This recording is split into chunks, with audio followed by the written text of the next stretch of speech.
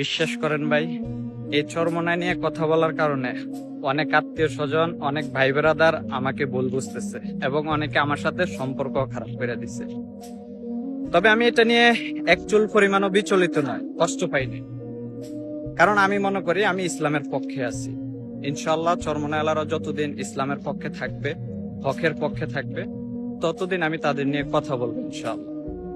কে আমার পাশে থাকলো, কে আমার পাশে থাকলো না, সেটা নিয়ে আমার কোনো অভিযোগ নেই, কষ্ট নাই। বিশ্বাস করেন ভাই, এই চরমোনাই নিয়ে কথা বলার কারণে অনেক আত্মীয় স্বজন, অনেক ভাই বেরাদার আমাকে ভুল বুঝতেছে এবং অনেকে আমার সাথে সম্পর্ক খারাপ করে দিছে।